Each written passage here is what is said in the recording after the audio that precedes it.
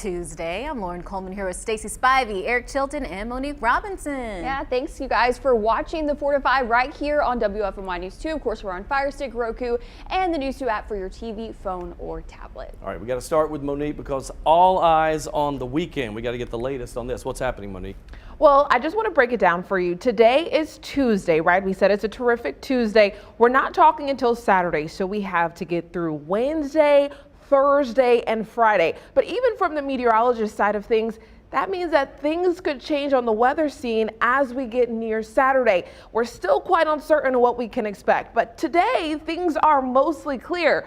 But like I said, we have days away before the accuracy on what you can expect this weekend comes into play. We are within the 5 to 7 day range on here, which means we're trending towards knowing what we could see, but still the timing on it, the type of precipitation we could see, and the overall forecast details, not so much certain as we are going through this Tuesday. Now, Wednesday, Thursday, and Friday, that's when things get a little bit better for us as that timing will start to come into play as we're near that 3 to 5 day range. Now, like I said, today is quiet, tomorrow quiet, Friday quiet, but Saturday and Sunday, that's when we're going to be keeping our close eye on what exactly the Carolinas, the Central Piedmont area should expect to see. So Saturday afternoon, this is one particular model called the GFS. This is what this model is looking like, bringing a lot of heavy rain down to the south and then possibly a wintry mix for the early part of Sunday morning. And then it shows the system continuing to ride up along the Carolina coast through your latter part of your Sunday. Things clearing out by early Monday. Here's another potential look at things. This is a European model, another potential guess of what the triad could see. Again, the same exact kind of time frame moving in late Saturday. We have this area of low pressure tracking across the south and then bringing potentially a wintry mix of weather to the area on Sunday, continuing through your Sunday and then clearing out by early Monday. Now, like I said, the exact timing is still a little bit uncertain, as well as what exactly the triad could see. We are still days away, but more details to come later on in this 4 p.m. hour. And if you happen to be on the roads during bad weather, you want to make sure you have your emergency supply kit ready in your car. Your kit should include a phone charger, first aid kit, jumper cables, tire change or snow tires, flares, water and snacks, a bag of sand or cat litter, a shovel, ice scraper or snow brush, a tow rope, blanket, boots, gloves, and warm clothes, a flashlight, and you'll want to have a full tank of gas in your car. So let us keep you up to date on the weather over the weekend. Download our free WFMY News 2 app, and we'll send you notifications so you can stay weather prepared. We continue our coverage of Guilford County Schools' efforts to find alternative transportation for high school students amid a bus driver shortage. The shortage has been heightened due to the pandemic. Now the Greensboro Transit Agency is getting a better idea of how many students rode school buses yesterday. WFMY News 2's Jenna Krzina joins us now live with that new information this afternoon. Jenna, how many students used city buses to get to school yesterday? Stacy, Greensboro Transit says 120 GCS students used city buses yesterday. There are also shuttles that students can use and that are offered to them. This is one of the drop-off and pickup locations for Grimsley High School students. It's off of West Market Street. Now, several coaches and teachers with Grimsley High School who have their CDLs volunteered to drive shuttle buses to get kids to and from the classroom. One of the teachers and coaches I spoke with today says they have split it up where some take the morning routes and some take the afternoons. Coaches, are willing to do that because, we know the kids need it. We sacrifice a lot as teachers and coaches, but obviously it's for the best interest of the students. So we want to make sure we're there to help them and to get them to school. These shuttles are the typical yellow buses. The coach says everything has gone fairly smoothly the past 2 days so far. Now, he says at this stop specifically, there's about 20 to 25 students that he drops off, and he says that those kids get off the bus around 4:40. Now, coming up at 5 and 6, we're going to hear from the coaches a little bit more about why they're stepping up to help volunteer as the schools face this situation. All right, Jenna, we'll see you tonight at 5. Happening tonight, Winston-Salem Forsyth County school leaders meet to discuss a multi-million-dollar budget error impacting thousands of employee pay raises. Superintendent Tricia McManus sent a letter saying the increase approved last month is $16 million over budget. Yesterday, we spoke with the Forsyth County Association of Educators President Val Young. She says her heart is broken for teachers planning on getting this raise. We want people to understand that just like on your position, when you do a job well done, that you like to feel valued by your employer, and we like to feel valued by our employer for a job well done. WFNY News 2 reached out to members of the school board about the situation, but no one has gotten back to us. Tonight's meeting starts in closed session at 5:30. The open session is at 6:30. All right, in national news, Chicago students will be back in school tomorrow. This is after classes were canceled for 4 days because of a dispute between teachers and the district. Chicago Public Schools reached an agreement with Chicago's Teachers Union, their leaders there, on a new set of COVID protocols. The Chicago Teachers Union House of Delegates voted to suspend the online plan they launched last week. Teachers voted to move remote learning over concerns of the COVID spread. The school district locked teachers out of their online teaching programs and withheld pay in response to the teachers not reporting to classrooms for 4 days. The mayor, Lori Lightfoot, announced teachers return to campuses today and in-person instruction resumes tomorrow. 4 whole days? 4 days without instruction. Yes. To me, and we talked about this in our morning meeting a little bit, but the kids are the ones who suffer with this. I know they love to be out for a few days, but really you're missing valuable instruction time. And what was confusing to me about this whole thing was the union. I understand the teachers, I understand some of their fears and the concerns that they have, but they can just decide we're just not going to have school or we're going to go to remote. I thought was kind of odd. So it was interesting to see they didn't get pay, they, different things like that. But at the end of the day, I don't see how no instruction helps anyone. Beneficial. Yeah, exactly. I mean, there's school districts across the nation that are dealing with similar types of issues like this. I know I talked to my brother today. His wife is a teacher in Arkansas. They're remote all week just because of staffing shortages, because of COVID. So many students have COVID. So I was surprised to see that she's remote learning And again. teachers, they were used for a while. It was hybrid, right? You had some people at home and some people in the classroom. Why couldn't they have done that in Chicago, at least as a Band-Aid? I know no one wants to keep it like that, but I think we all have to remember this is uncharted territory. It is. I mean, we've been in this thing for almost like 2 years now, but there is a lot of stuff we don't know. But I hope this situation in Chicago can be a model for kind of like what not to do Exactly. or what steps can be prevented, because 4 days of no instruction, I not just good. think it's insanity. too much. All right, moving on to another top story. The nation's dangerously low blood supply prompted the American Red Cross to announce a national blood crisis for the first time ever. The organization says the decline in donor turnout, the cancellation of blood drives, and staffing shortages, all sparked by the COVID-19 pandemic, led to the worst blood shortage in more than a decade. John Hughes is the executive director of the American Red Cross Piedmont Triad chapter. He said the Red Cross has had less than a one-day supply of critical blood types and has had to limit blood distribution to hospitals. Doctors are having to make decisions on blood transfusions, on whether or not someone gets blood or not based on availability. We are collecting less blood daily, weekly, currently than the hospitals have a need for. Hughes says the pandemic has contributed to a 10% overall decline in the number of people donating. The pandemic also contributed to a 62% drop in blood drives at schools and colleges. He urges the public to give blood if they can. It's never a drop in the bucket, whether it's 300 units, whether it's 10 units, whether it's just the individual who's giving their donation. It's important because that every donation makes a difference to save a life.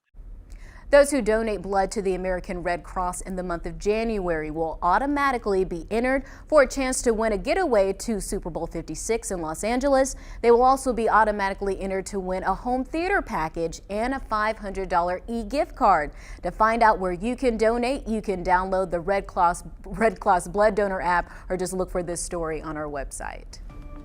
So I didn't realize that it was so widespread, that the need was that widespread. And when he says 10% drop, a lot of people think like, oh, well, it's only 10%, but that's probably been going on for 2 years now, right? Or at least a year and a half or so. So that adds up, and then once we started talking about it more, I realized it's a problem nationwide, and everybody that gives needs to go give. And I'm sure their safety protocols are there, right? Absolutely. Social distancing and all that. And I asked him, I was like, we get a lot of releases from the Red Cross, and it's like, oh, need for supply, need for blood donors, but this is different. This is all across the nation. It's affecting everyone. And what really stuck out to me was when he was saying less than a full day's supply of blood to distribute to hospitals when they usually have 5 days worth. Wow. So that's a pretty big difference. Yeah, so I'm terrified of needles. I hate getting my blood drawn, but listening to this and realizing how much of a need it is, it makes me rethink everything and think, okay, for one little pinch and not feeling good for, this amount of time, I can do it, because what if it were my family or a family member that needed blood in a hospital and they couldn't get it? Then I would feel that guilt. And for your one sample, you can help 3 people. Wow, that's amazing. So that's pretty big. Then you think about too, like those poor doctors having to make a decision who gets the blood. Yes. So that's a lot of pressure. So, Yeah. all right. So give if you can. Give if you can. Take a short break. We'll be back.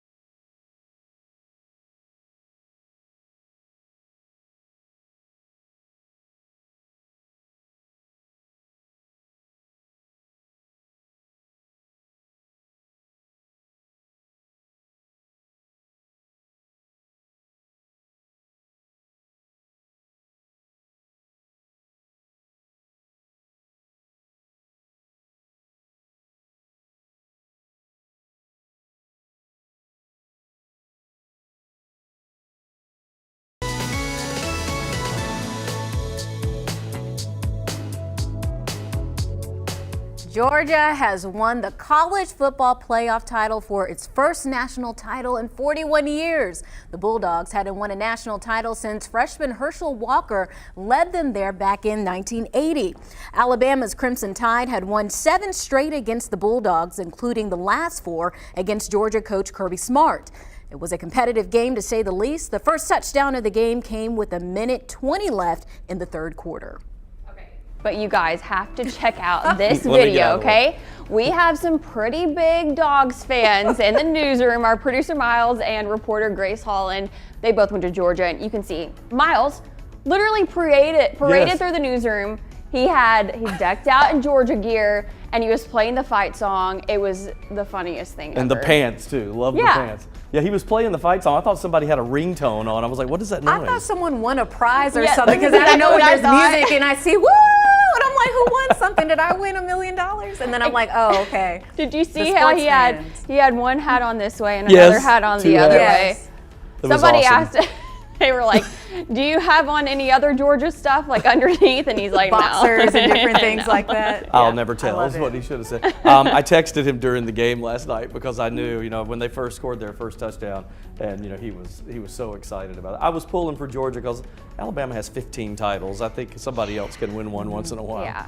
I saw this video on Twitter and it made me laugh. It was Nick Saban going up to Kirby Smart at the end of the game to congratulate him, obviously, as coaches do. And it said, that feeling when your kid beats you for the first time in something. Aww. That smile, he had. He was 0-4 against Saban, so this was a big one. It's a big one for him. Yeah, it's really exciting. Well, also in sports news, a big staffing shakeup for the Carolina Panthers. This team has let go offensive line coach Pat Meyer, defensive line coach Frank Ockham, and special teams coordinator Chase Blackburn. Myers joined the Panthers as part of Matt Rule's first staff in 2020 after previously working for the Chargers. Ockham was on Rule's staff at Baylor. Blackburn was a holdover from former head coach Ron Rivera's staff. The Panthers are also interviewing for a new offensive coordinator after parting ways with former coordinator Joe Brady. All right, so Twitter was all over this. One user whose Twitter name is Lucas #Fire Rule Temporary 49ers fan wrote, "I'm not complaining, they deserve to be fired, although Rule needs to be the next one. The team has no future with him." Michael here says, "Okay, now do Matt Rule." Chad said, "You fired everyone but the one that needs to go." Another user chimed in, "When you have to fire this many assistant coaches, you should also fire the head coach." And Yikes. historically speaking, that is true. When they clean house like that, usually the head coach is on that train too. Here's my take. I think I said this to you in the newsroom. I think that Tepper, because it was his hire, wants to give him another season. The other thing, Matt Rule's other two positions, his first two seasons were losing seasons and his third one was a winning. He turned the programs around, did it with Baylor and I can't remember the other school, where they had two losing seasons in a row and then the third. So I think they want to give him a third season. But I do think Tepper wants to say, this is my hire. I want him to succeed. So he's going to protect him because that's a reflection of him. It's like, you hired this guy. And I think a lot of people were saying, you were mentioning like the different college programs that they turned around.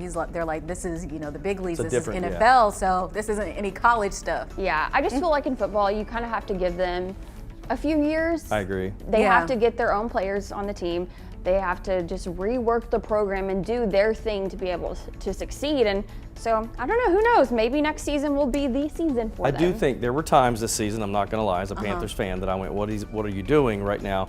But, he's getting his legs. I mean, it is, like you said, it's a different game. It's a different ball game, and it's a different world we're in now. Yes. You got to think about all the COVID things. We've had schedules changing. We've had players out of the game, so hopefully they can get to a point where they can just get on the same page. We got to get some offense. We have the number 2 defense in the league, and so we need some offense. All right, we'll take a break. Sorry, I'm on my soapbox. Now I'm getting angry. He's a big fan. We'll be right back.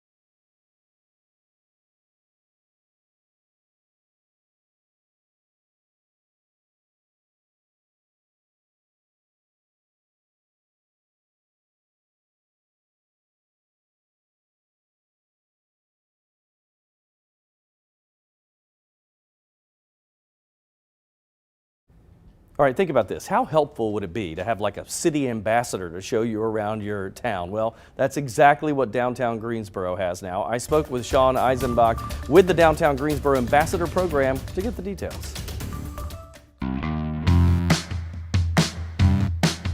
Sean, I think this is a great program. I've seen you guys downtown and what you're doing.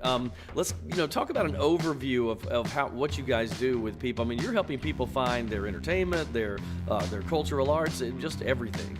Whether it's people looking, for their favorite place to eat, attractions in the downtown Greensboro area. If they're interested in seeing a certain show, whether it's at the Tanger Center, Carolina Theater.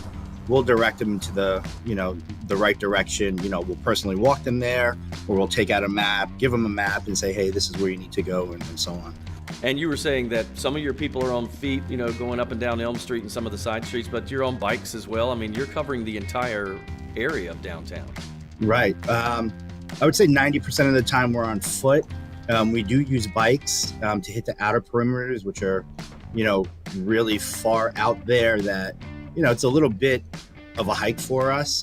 We will walk it if we need to, but we'll hit those outer areas first on bike. Describe to me, when someone comes up, what type of questions are you getting from people? That's interesting to me. A lot of it is, how do you get, to the Tanger Center? How do you get to this restaurant? What do you suggest? What do you recommend? Or, what are some of the good attractions to see in the downtown Greensboro area? I guess it's all in the name, right? You are the Downtown Greensboro Ambassador. We are, absolutely. Yep. We represent downtown Greensboro. That's perfect. You guys doing a great job, Sean. Thanks for your time today, Thank you. friend. I appreciate that. It's really helpful because I've seen these folks, and now they look a little bit like security when you see them, because they're, and he did tell me they're getting new outfits, so they're going to look a little different. But right now it's like black with the Downtown Greensboro logo, and then the walkie-talkie thing like police officers have. They're not security, but they do give you advice on where to eat, how to get somewhere. But they do look like policemen if you're not They're careful. going to be like, why is everybody walking away from me? I'm here to help guide you downtown. That's funny. I thought it was interesting when I did the story a couple weeks ago about the new social district coming to downtown Greensboro, how they're going to be using the ambassadors to kind of help with people learning about the social district. Okay, this is the line where you can't take a drink here or whatever. So I love all of the new things happening downtown, and it looks like they're really trying to just step it up and make it better for us, which is great. So they can actually help. They'd even do little things like if you have a bunch of bags you're taking out of a store and trying to get in the car, they run up and help people. So it's not just that. Now they do some serious stuff from emergency situations. They have helped out. We're going to talk about that in our next half hour. Sean tells us some stories. So they do a little bit of everything. I just want to throw in there, also agreeing with you, Stacy, like this is kind of like we're becoming our own like little Charlotte or Raleigh or Atlanta or something, with all these things coming to downtown. That's the idea. Keep the charm of a mid-sized market, but have some of the cool stuff as well. Yeah, that's what we're doing. Well, check this out. The United States Mint started shipping quarters featuring the late poet Maya Angelou. These are the first coins in its American Women Quarters program, so take a look at that.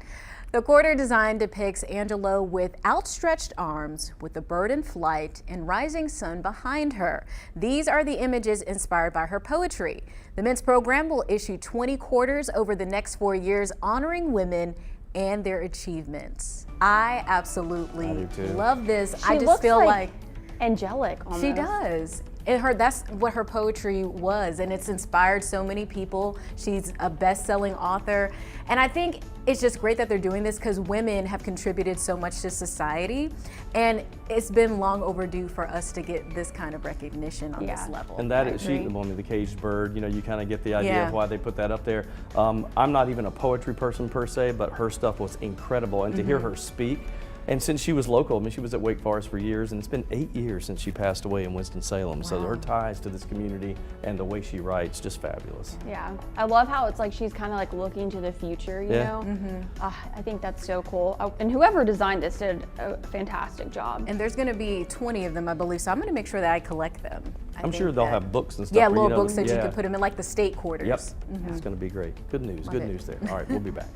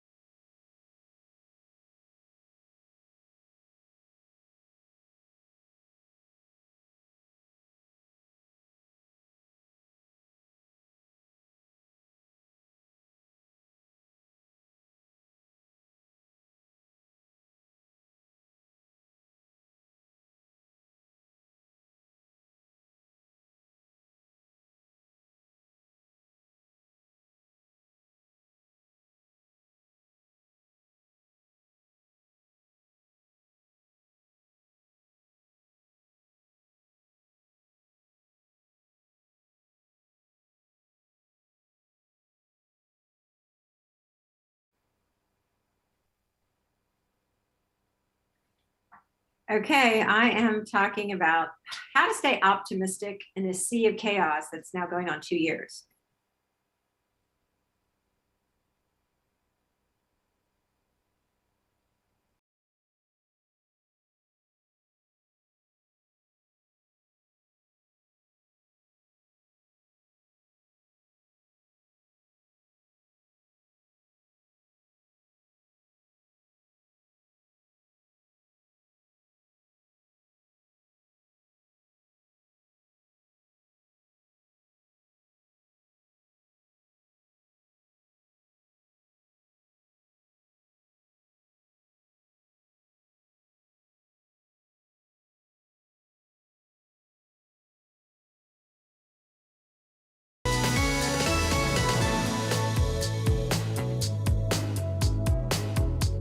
Well, take a look at this. It's a medical first. A patient got a heart transplant, but not just any heart. It was a pig heart. 3 days after the transplant, doctors at a Maryland hospital say he's doing well. Doctors at the University of Maryland Medical Center say the transplant showed that a heart from a genetically modified animal can function in the human body without immediate rejection. The patient, David Bennett, knew there was no guarantee the experiment would work, but he was dying and ineligible for a human heart transplant, so he took a chance. We got to get follow-up reports. I want to see how his health is doing. That I can't even, that's way above my pay grade. I can't even fathom how you genetically change an organ from an animal and make it compatible to humans. I just don't get it. I'm just so impressed with science. I know. We've just come so far and all the cool things we can do. And this also just makes me think about all the lives and all the second chances of life we'll be able to give with this kind of advancement here, because I think it's about like 6,000 people or so die every year because they're waiting on those long lists. Wow. Yeah. Wow. Because not everybody gets off the That's a lot. list. Yeah. Or qualifies for the list. I think it's so interesting that a pig heart is so I know. similar to a human heart. I was listening to a story about it, and they're saying, there's no guarantee. We don't know if this is the future, but it would be very incredible if it were. Yeah. We'll just have to see how he does, and we hope and pray that he doesn't have any rejections. Yeah, we'll keep an eye on it for you and let you know. Let's take a break.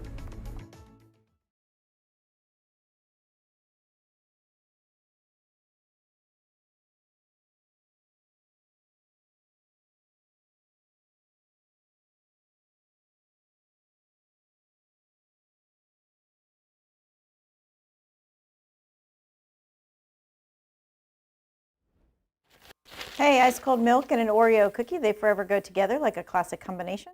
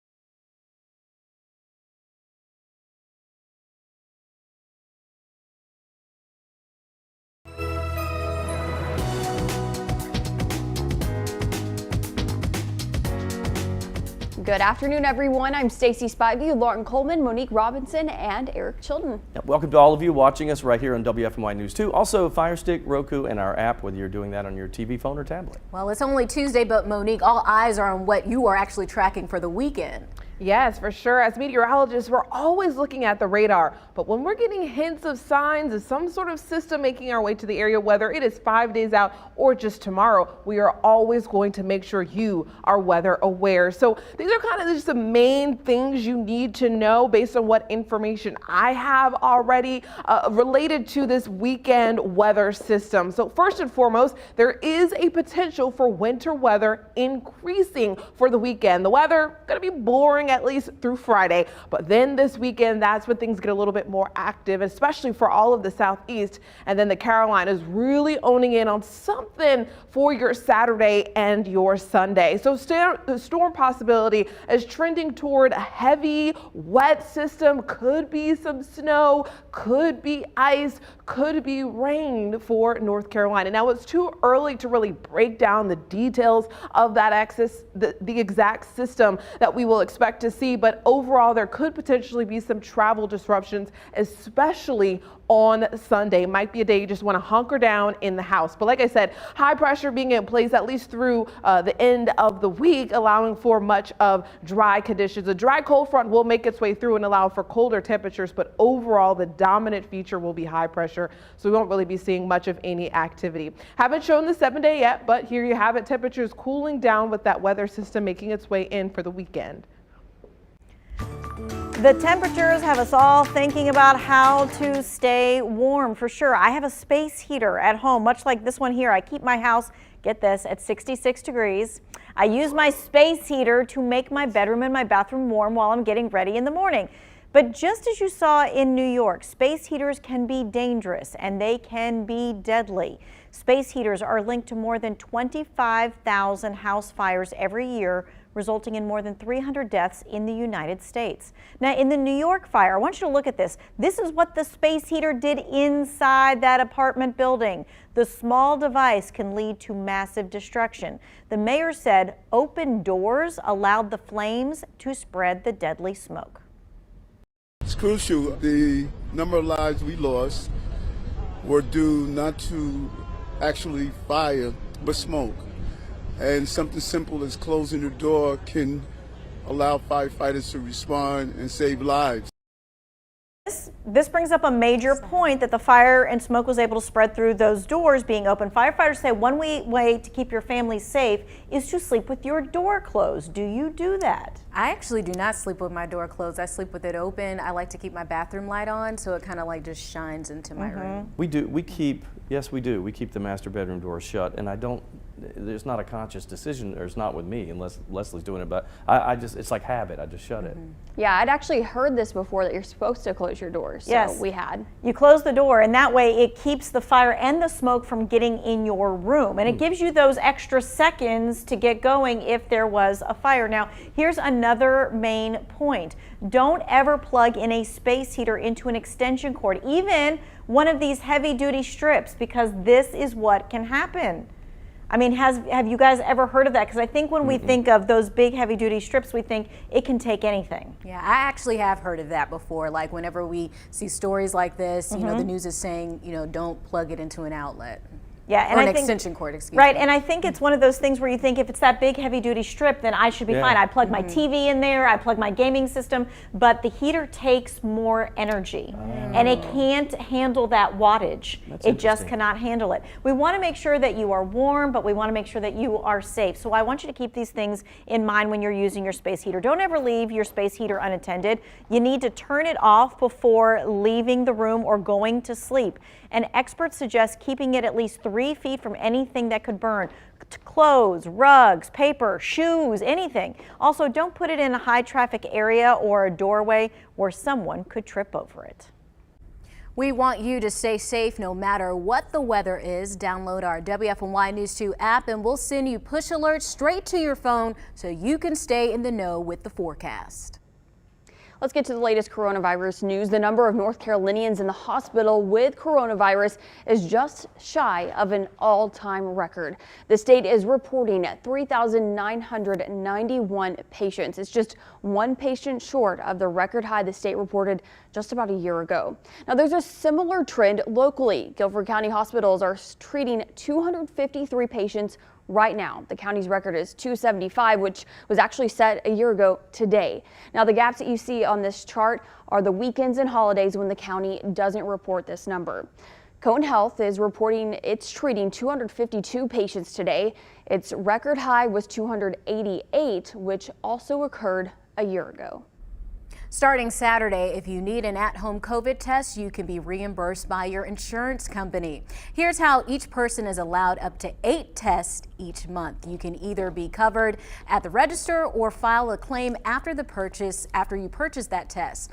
The White House is encouraging insurers to give people the chance to purchase at-home tests through preferred pharmacies or retailers without paying out of pocket. This is part of the Biden administration's plan to make rapid tests more accessible. We are in our second full year of the pandemic, and it seems like when things are improving, another wave hits us right in the face, Stacey. Yeah, it can be really disappointing. Living through this pandemic has taken a toll on people's mental health. Blanca Cobb, who has a master's degree in psychology, joins us today to talk about how we can remain optimistic during this pandemic, which can be kind of tough sometimes. Tough for me, it has been. So Blanca, let's start with this. What do people tend to get wrong when trying to stay positive? A lot of times what people get wrong when they're trying to stay positive is that they're focusing on external factors. What that means is they're going to wait until the condition, until the situation, or in this case, until the pandemic goes away before they start to feel better. That's the wrong way of looking at it. It isn't the external factors, because as you know, we have no control over that. It's what we feel inside and what we do internally that makes the difference. Okay, so how can we make that switch to start thinking optimistically? This is where you have to take control. And by control, I mean action. Figure out for yourself, what is it that you're most stressed about? And hit Google. Get answers to questions, talk to people. When you figure out what your triggers are, what you're really sensitive to, what really seems to be weighing you down, and then you get some answers, it's going to be like this light switch that you turn on, because you're going to start looking at the situation differently. So there are no cookie cutter answers here. This isn't a one size fits all answer. This is all individual, because people are going to be concerned about different things when it comes to the pandemic. So once we flip that switch and we start thinking optimistically and we start thinking positively, how do we stay this way? That is a great question. And just with life, there are going to be ebbs and flows. And what this means is once you start on this positive outlook, that doesn't mean it's going to stay on this upward positive trajectory. What's going to happen is that sometimes something will come up, which means there are going to be moments of sadness. But this is where you need to take control of your mind. And what I mean is this: give yourself a time limit on how much you're going to focus on the negativity or these thoughts that you can't seem to get rid of. And then afterward, whatever that time limit is, say it's an hour, say it's 20 minutes, whatever it is, then you need to flip that switch by taking action. The reason you want to take action and do something positive, either for yourself or somebody else, is because it serves as a distraction and you're not focusing on that negativity. You're actually doing something that's productive, either for your mental health or your physical health. For example, you could dance, you could cook for somebody else, cook for your family, cook for a neighbor, right? Go exercise, write in a gratitude journal. Start thinking about things that you should be grateful for, and it truly will change your mindset. But realize your mindset, but realize this: it's going to take time. You just can't do these activities one time and think it's over. It needs to become habit. It needs to become routine, and then over time, a short period of time, you'll notice a difference. Blanca, thank you so much for that advice. I do think what was interesting, what she said, to give yourself time to kind of process it, you almost have to, when you're thinking about everything, give yourself 20 minutes, an hour, whatever, because I do think we do need to process what's happening. But then after a certain period of time, you need to, like she said, switch that, or flip the switch and say, okay, I've thought about it enough. I need to move on and do something to make myself feel better. Move forward with it. Yeah, for me, I think back to March, April, May of 2020 and how completely locked down my world was, right? I hated being that isolated from people. And I think about how we're not really like that now. Yes, we have restrictions and you have to be safe or whatever, but you can still get out a little bit more than we used to. You can still go out to eat a little bit, just remain with distance. And I think about how thankful I am that we're not like we were in the beginning. And I like how she said it's not like an overnight thing. And I think we also have to realize we go through cycles, because I have my moments where I'm like, I'm working on myself. Once I get out of this, I'm gonna be this great person. I've had this time to calm down. And then some days I'm like, when are we gonna get out of this? And you start to panic. Yeah. You go through those cycles. So I think just taking it one day at a time is the best thing you can do. Yeah. Being thankful for little things, Yeah. That's the way it works. All right, we're thankful that we have a break because that pays some bills. Let's go to the commercials and we'll be back.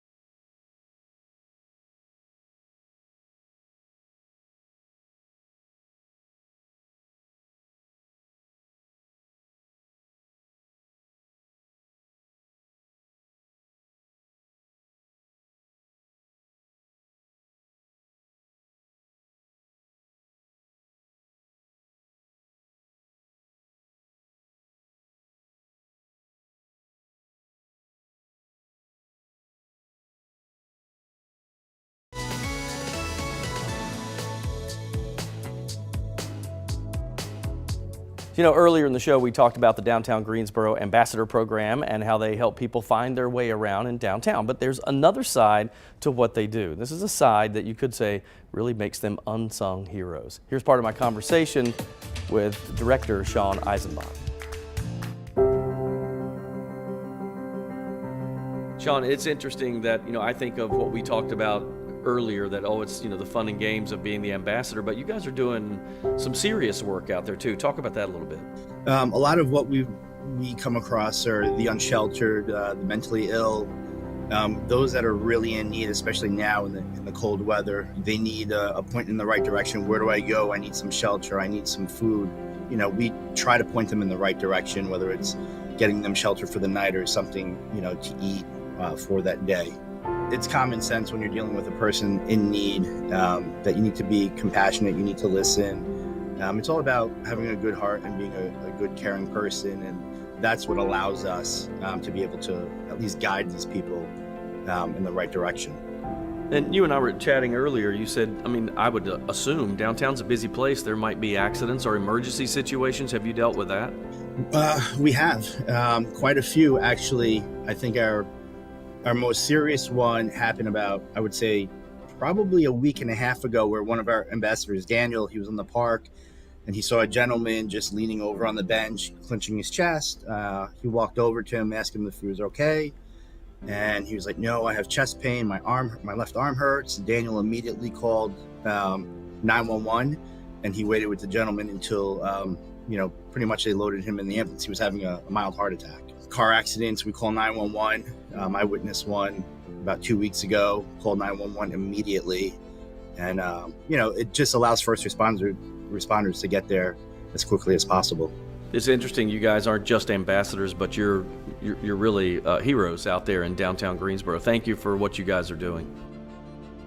Yeah, and it's interesting, I didn't think about that side of it. When we first started the story, I was thinking, they help people find a place to eat and that type of thing. But that guy, Daniel, the one ambassador, saw a guy who was having a heart attack, went over and asked him what was going on, told him the symptoms, called 911, and then Sean himself saw that car wreck. They do take pictures to help with when authorities arrive, if they need documentation of things for wrecks and all that. So they're helping on lots of levels. So they're almost like security a little bit. I know you were talking about their uniforms and stuff, but they do more than just, go to this restaurant.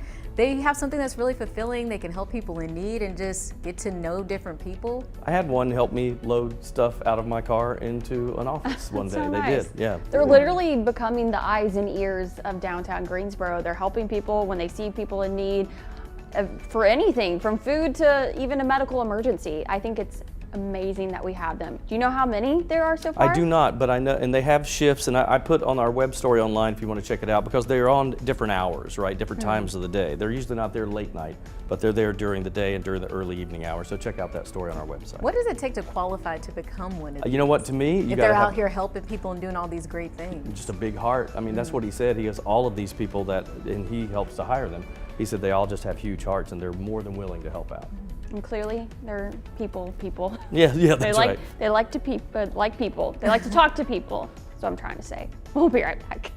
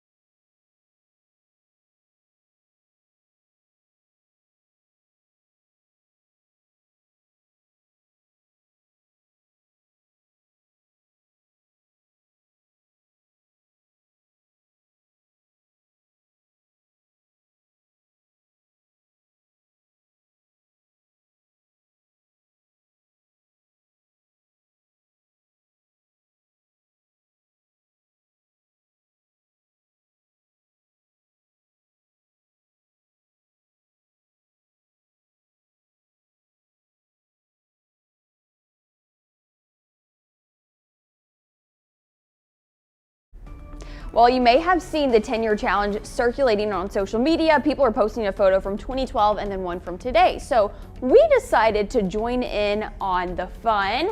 Oh, we're circulating around. Yeah. This is 10-year past Chilton. That's today Chilton, but with Oh, sunglasses you haven't on. changed a bit. No, you look so cool.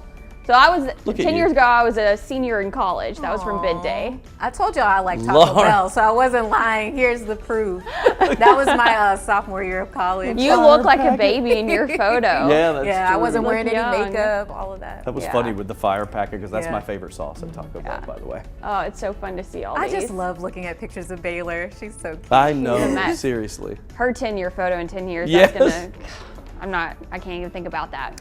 So when we were doing this also had us thinking about how much things have changed in 10 years, not just appearances. Remember when we could hug people, right? Yeah, No, so I I asked missed you on that. my Facebook page, what's something you wish you could bring back from 2012? Charlene says, my husband, he passed away in 2012. We're so sorry about that. I know that's hard. Anna writes, I was working out and had plenty of time to do it then. I could go all the time and felt good. 10 years later and into my 40s, blah. Who has energy for the gym? For Brenda, it's her health. Chloe says gas prices and no COVID. Yes, no COVID. Donna agrees, a world without COVID and all that goes with it. Freddie says, my teeth. And then Michael, Freddie. he wants his hair back. Well, they got got have sense of humor. wigs and things for that. That's right. That's right. You can get over that. I don't know. I don't know. I kind of like where I am right now. You know, I'm not. I look back nostalgically at things because I like my old music, but I look forward. You know, I wouldn't go back 10 years ago. Yeah. Well, I don't know if I want to live 10 years ago, Yes. but the things I miss, I was in college and my only job was to get good grades, to pass my exams. I didn't have to worry about Yes. bills and all that. Life was simple then. It was and at the very time, simple. we're like, oh, finals, oh my gosh, I'm never going to make it to where we are now, but You had it no was, idea what no was idea. coming It was up. so Yeah. much easier then. Yeah, I think about like when I was in college, the best part about it was all of my best friends, because my core group is my college friends. We all lived in the same town and we were just 5 minutes away from each other. Now we're just spread out apart. Yeah, everywhere. true. Same here. Yeah. We started Zooming like weekly at the beginning of the pandemic, me and my college That's friends. that's a great And it idea. brought us like closer together. I did a 2 cents about it, but we kind of have fallen off the bandwagon now that things are opening up again. But we were consistent with it every week on Tuesdays. That's a great idea. I love that. I should do that now. Reorganize that. Yeah. All right. One thing I will say is that I say I like to look ahead. I wonder what 10 years from now will look like. Like that's what I like. Like, Plus, I love okay. technology. So It could be a I'll be- completely different world. I'll be 40, And Baylor will be 10. I'll be at home watching them. We're gonna take a break. We'll be right back.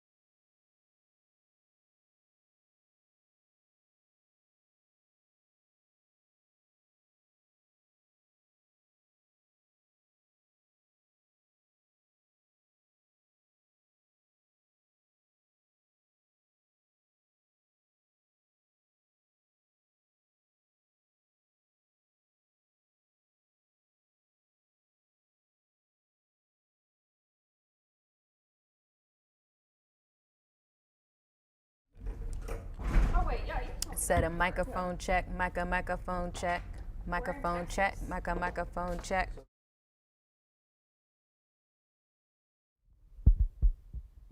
Hi there, 1 2 3 4 5. 1 2 3 4 5. I'm going to take some of that football game. I'm not.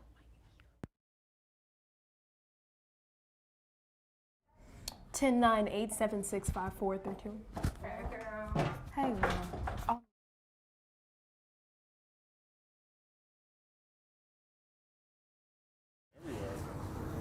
Mic check 1 2, mic check 1 2 3 4 5 6 7 8 9 10.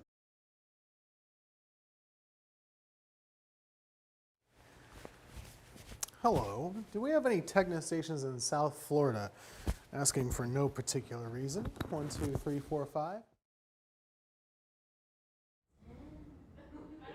Hi there. The only two stations we have in Florida are Tampa and Jacksonville. Neither are in South Florida.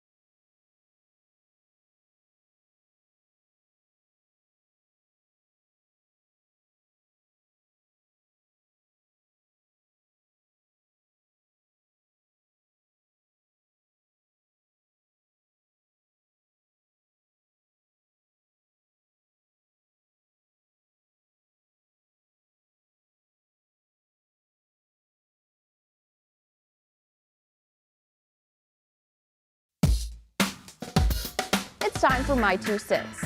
Let's talk about airplane etiquette. I recently traveled to Arkansas to see friends and family, and 13 hours in a car with a baby, no way. We chose to fly.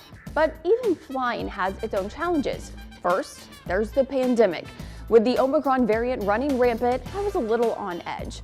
Second, flying with a baby isn't easy. Now, my daughter did really well for most of the flights, but she did scream for about 5 minutes when we were descending into Greensboro. I'd like to personally apologize to all the passengers on board. But of all the problems that happen on a plane, this has got to be my biggest pet peeve of all: how everyone gets off of the plane.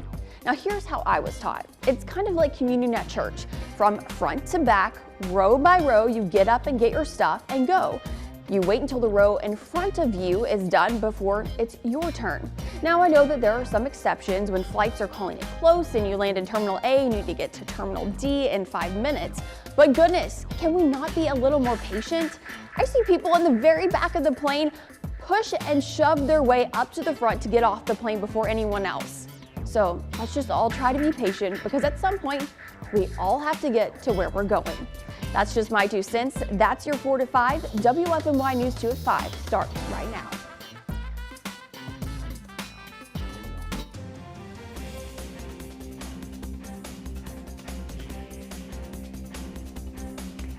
The sunshine in Greensboro and the sunset, a little bit deceiving, beautiful out there, but we